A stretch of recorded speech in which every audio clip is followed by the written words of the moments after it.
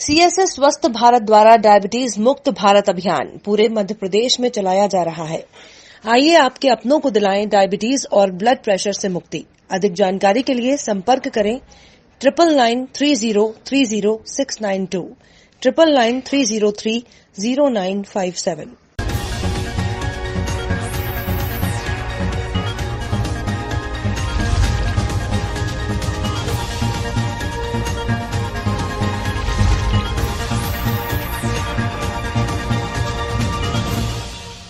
नमस्कार, मैं हूं आपके साथ हर्षिता मिश्रा। आप देख रहे हैं स्टेट टुडे न्यूज। आइए करते हैं कुछ खास खबरों की शुरुआत।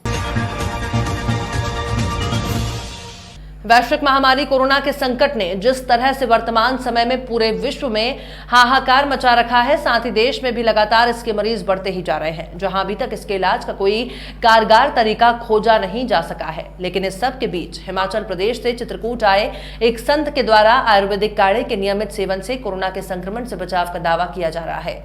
चित्रकूट के गौरीहार मंदिर में आकर लगभग 15 दिनों से आयुर्वेदिक काढ़े का वितरण कर रहे हिमाचल प्रदेश के संत वेदमणि त्यागी ने दावा किया है कि इस काढ़े का सेवन करने के बाद कोरोना जैसी भयानक महामारी के संक्रमण से बचाव किया जा सकता है।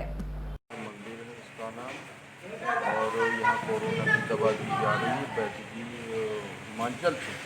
हिमाचल से पधारे हैं। इन्होंने जो कोरोना का ये काढ़ा दिया है, इतना कारगर काढ़ा है कि फेफड़ों को बल देता है, पेट साफ करता है, खून साफ होता है और भूख भी बड़ी अच्छी तेज लगती है, और इससे कोरोना रह ही नहीं सकता।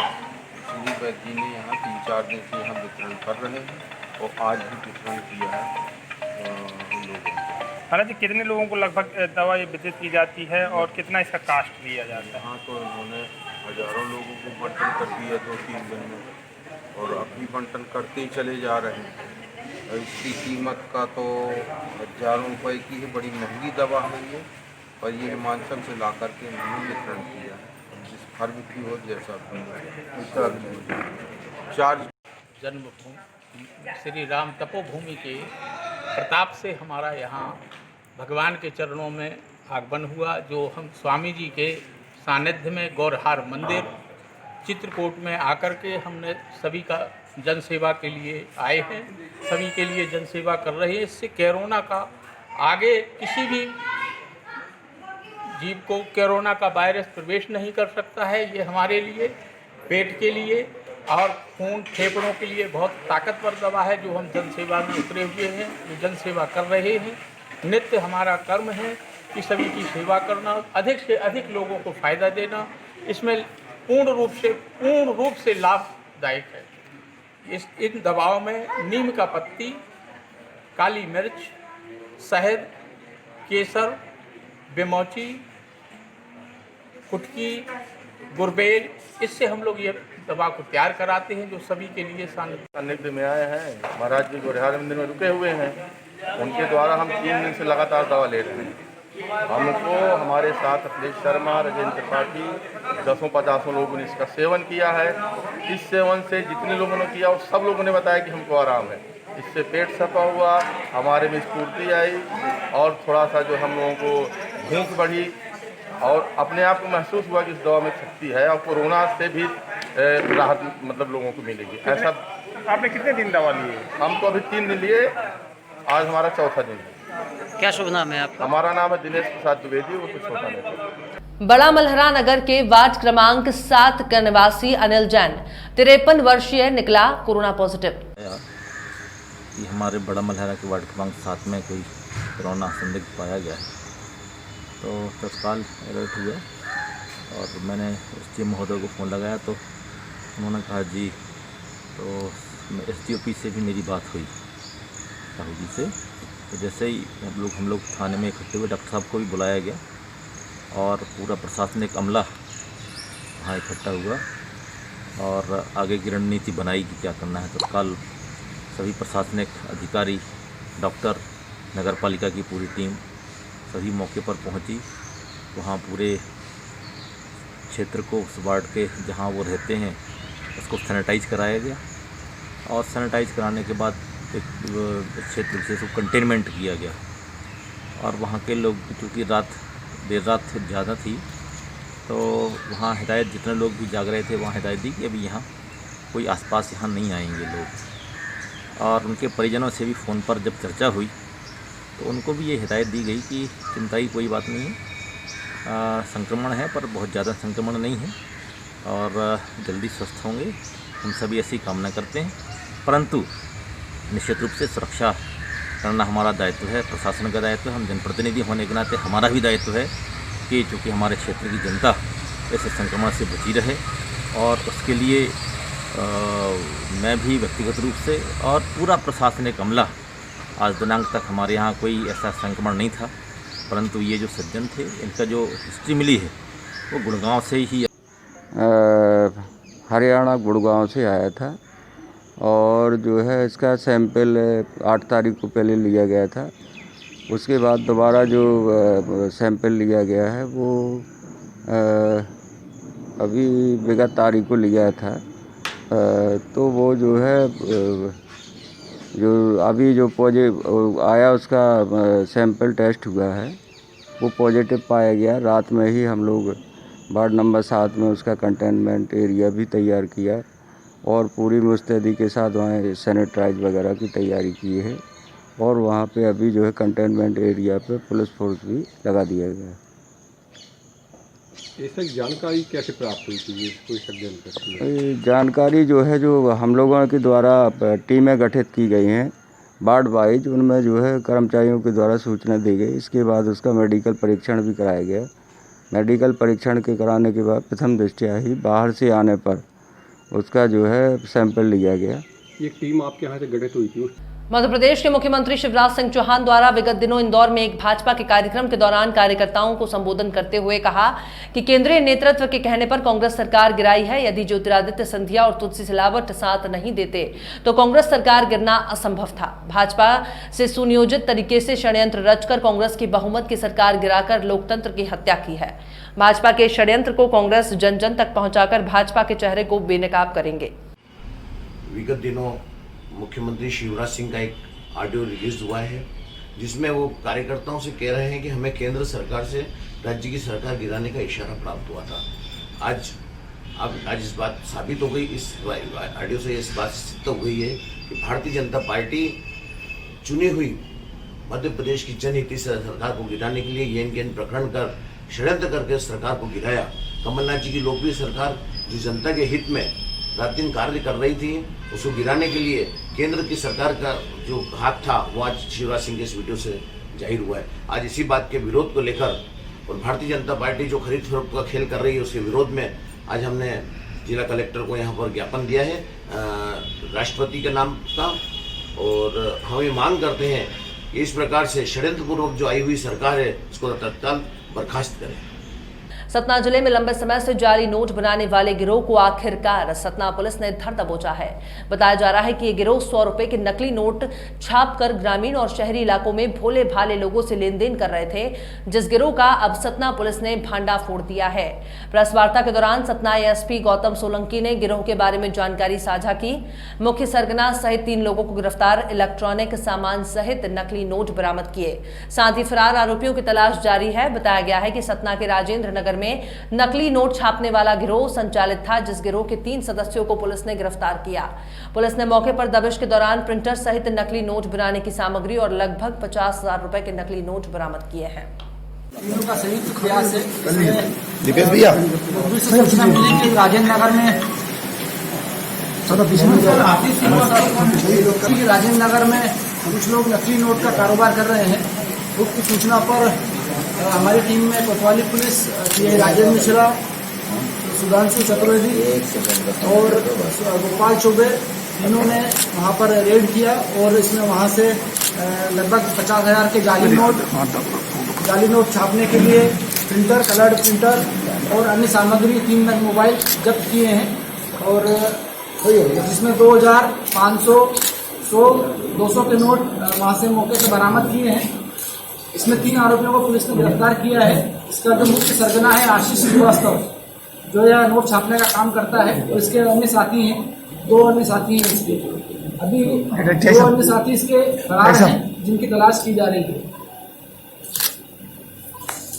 अभी पूछताछ का इसमें से जारी है, इनका एफआईआर भी लेंगे और इनसे पूछताछ करेंगे कि कब से काम कर रहे हैं और कहाँ इन्होंने नोट सप्लाई किए हैं, तो इसमें भी पूछताछ जारी है। सर आशीष श्रीवास्तव की दुकान भी है गली नंबर 2 में बगल में, इनसे पूछताछ दुकान भी है सर आशीष श्रीवास्तव को, चूंकि बाकी जानता हूँ और दुकान में ही काम करते हैं। सर पूर्व में जो गिरोह पकड़े जा चुके ग्राम पंचायत बमहौरी के अंतर्गत आने वाले ग्राम बगदरी में ग्रामीणों का ये कहना है कि ग्राम पंचायत के सरपंच द्वारा हमें रोजगार गारंटी के काम में नहीं लगाया जा रहा और हमारे गांव में ही जो स्वीकृत कार्य रोजगार गारंटी के द्वारा किए जा रहे हैं उन कार्यों में भी हमें मजदूरी करने से रोका जा रहा है। साथ ही कुछ ग्रामवासियों का कहना है कि ये भी है कि प्रधानमंत्री आवास योजना के तहत जो मकान बनाए जा रहे हैं उसमें ग्राम पंचायत के सरपंच द्वारा लिस्ट में नामों के साथ छेड़छाड़ कर क्रमांकों को भी ऊपर नीचे किया जा रहा है। ग्रामवासियों का ये कहना भी है कि जब से ग्राम पंचायत बमहौरी के सरपंच चुनाव जीतकर निर्वाचित हुए हैं तब से लेकर आज तक किसी भी कार्य की समीक्षा और कार्य की देखरेख करने के लिए सरपंच का ग्राम बगदरी में आज तक आगमन नहीं हुआ है। बोला क्या हुआ आपके साथ? हम कल गए मेड़बंदी में। कहाँ? बगदारा। हाँ। कल हम काम करें। हाँ। आज काम में गए। हाँ। कहीं मेड़बंदी बंद है। गए नरबा कहीं नाला में काम लागू, नाला में काम करा। जब नाला गए तो वहाँ कह दें कि तुम पहले से नाम नहीं लिखा है, तुम्हारे लाने काम नहीं है। हम वापिस चले आए। दिन भर खराब का करी बैठे। यहाँ भी काम नहीं आता। यहाँ कुछ काम नहीं। यहाँ तो कहा थी कि रेंजर से अनुमति लिया तब तुम्हारे गांव में काम मिलेगा, नहीं तुम्हारे गांव में काम नहीं मिलेगा। ऐसा है? क्या नाम है आपका? अबे तुम नाम डाल देंगे। नहीं, नाम बताइए अपना नाम। कुछ हुआ है तो ना? कुछ नहीं। नाम बोला। नाम बेबी। क्या समस्या है? क्या समस्या यहाँ है गुरु की, मान ले हम जब लॉकडाउन लगो है, आदमी लड़का लोग कहूँ यहाँ वहाँ तो जा नहीं पावे, बाहर काम करें खिलाने, और यहाँ ना तो सेक्रेटरी आवे ना सरपंच आवे ना किसी भी प्रकार का कोई काम बता रहा है। हाँ सही बात है ना।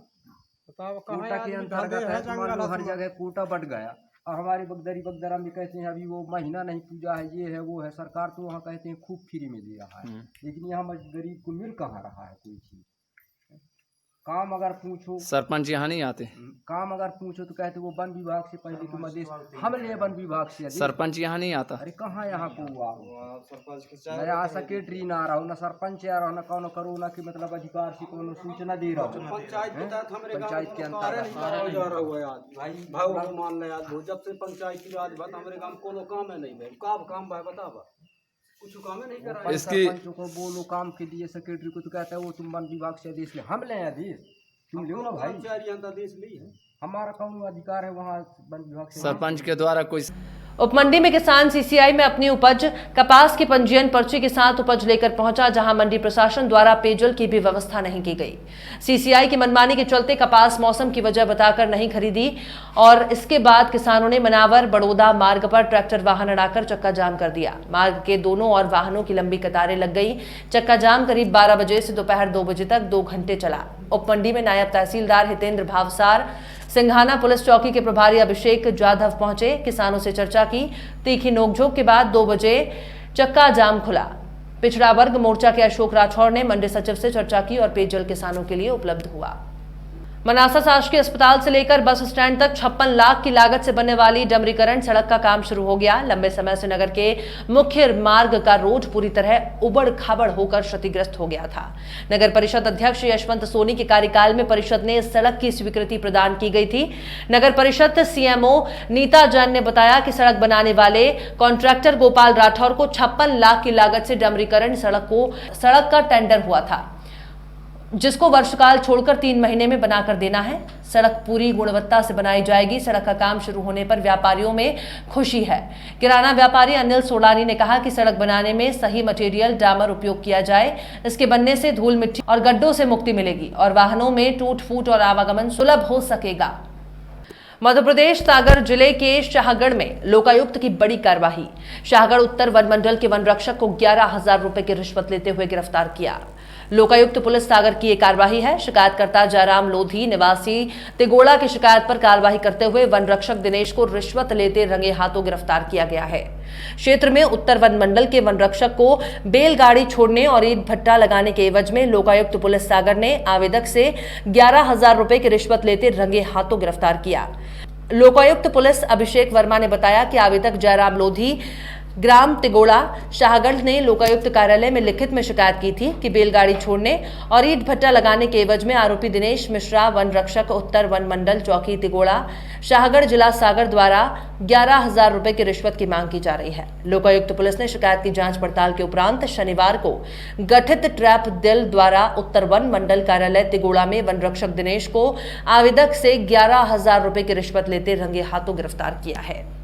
तिगोड़ा निवासी जयराम लोधी ने शिकायत की थी इसके साथ कि जो तिगोड़ा बीट प्रभारी हैं दिनेश मिश्रा, इन्होंने बैलगाड़ी छोड़ने और ईंट भट्टा के चलाने के लिए 11,000 रुपये रिश्वत की मांग की। उसी पर कार्रवाई आज की तो ये दिनेश मिश्रा हैं और उनके साथ उनके चौकीदार हैं उन्हीं रजक, दोनों रिश्वत राशि के तो पकड़े गए। कितनी राशि पकड़ी है सर? 11,000 रुपये की रिश्वत राशि। धन्यवाद। विगत दिवस जावरा की एक महिला को कोरोना संदिग्ध मानकर रतलाम में भर्ती करने के बाद रिपोर्ट नेगेटिव आने के बाद भी परिवार के सदस्यों को उनसे नहीं मिलने देने और महिला की मृत्यु के बाद परिवार को अंतिम समय में मृत्यु की सूचना देने और कोरोना प्रोटोकॉल का बहाना कर अंतिम दर्शन नहीं करने और चिता के ऊपर पीपी किट और ग्लव्स फेंककर जलाने के मामले में माली समाज जावरा ने प्रधानमंत्री और मुख्यमंत्री के नाम ज्ञापन सौंपकर दोषी अधिकारियों के खिलाफ कड़ी कार्रवाई की मांग की है। प्रेम नारायण भानोपा, क्यों आए आज आप लोग यहाँ ज्ञापन देने? हम यहाँ जो माली समाज की घटना हुई है कल रतलाम में, बहुत ही घोर अमानवीय घटना है और उस घटना का विरोध करने के लिए संयुक्त माली समाज राष्ट्रीय फुले ब्रिगेड के तहत यहाँ आया है। मैं भी संगठन का प्रदेश महासचिव हूँ और पूरे माली समाज में पूरे प्रदेश स्तर ही नहीं राष्ट्रीय स्तर पर रोष व्याप्त है कि यह घटना अमानवीय है और इसमें जो भी लोग दोषी हैं उनके खिलाफ कानूनी कार्रवाई होना चाहिए, जाँच होना चाहिए, यही संगठन की मांग है। जिस तरह ये घटना हुई है, क्या रिपोर्ट पॉजिटिव हुई थी या क्या मामला क्या है? नहीं, ये रिपोर्ट अभी तक दो उनकी रिपोर्ट हो चुकी है और दोनों ही रिपोर्ट नेगेटिव आई है। क्या चाहते हैं आप शासन पर? हम तो शासन और प्रशासन से यही चाहते हैं कि इस प्रकार की अमानवीय घटना किसी और के साथ ना हो, उसकी हम घोर निंदा करते हैं और आक्रोश जताते हैं और मांग करते हैं कि इसकी एक निष्पक्ष जाँच हो और जो दोषी हो उनको सजा हो। ताकि उनसे क्या कुछ मामला है जो आज आप यहाँ आए? ये जो कल घटना रतलाम में हुई है, शांतिबाई पति राधेश्याम माली निवासी जावरा गुरुनानक मोहल्ला की महिला थी। उनकी तबीयत सामान्य स्वास्थ्य खराब हुआ था, उसको लेकर के शंकास्पद में स्वास्थ्य विभाग ने उनको क्वारंटाइन किया था, लेकिन 2 दिन के बाद जब उनकी रिपोर्ट आई तो वो नेगेटिव आई थी, उनको घर भेज दिया था। 3 दिन बाद फिर अमला आया तो उनको लगा कि शायद स्वास्थ्य ज़्यादा खराब है, उनको दोबारा लेके जाना पड़ा, लेकिन उनकी दोबारा भी रिपोर्ट नेगेटिव आई और उसी रात को उनकी रतलाम मेडिकल कॉलेज में डेथ हो गई। ऐसी जानकारी सूत्रों से मिली है कि उनको कोरोना नहीं था, लेकिन एक सामान्य बीमारी से अगर मृत्यु हुई है, उसके बाद भी मेडिकल प्रशासन ने और ज़िले के कलेक्टर महोदय के निर्देश अनुसार उन्होंने जो उसको कोरोना प्रोटोकॉल में लेकर के हर बार किसान महंगे बीज इस उम्मीद से खरीदकर अपने खेतों में बोवनी करता है कि आने वाले समय में अच्छी पैदावार होगी जो उसके सपने पूरे करने के लिए मदद करेगी, लेकिन जिले भर में राजनीतिक संरक्षण के चलते नकली बीज का कारोबार बड़े पैमाने पर किया जा रहा है। यही नहीं, टैक्स चोरी का भी बड़े स्तर पर गोरख धंधा अधिकारियों के संरक्षण में चल रहा है। मुरैना जिले के सबलगढ़ तहसील के अंतर्गत आने वाली ग्राम पंचायत रामपुर कला में ऐसे ही कुछ बीज विक्रेताओं की दुकान उस समय खुली है जब किसानों को बड़ी मात्रा में खरीफ की फसल बोने के लिए बीज की आवश्यकता है। बकरी बेच रहे हो, उसका आपके पास लाइसेंस है? पिताजी के पास में किस नाम से है? सियाराम के नाम से। और दुकान किसके नाम को चला रहे हो? आप दुकान पर क्लिनिक पर चला रहे हो ना? क्लिनिक पे नहीं चला रहा हूँ मैं, यहाँ पर रख लिया, अभी माल आ रहा है। कल परसों माल आ रहा है? कल परसों लाएंगे। नाम क्या है आपका?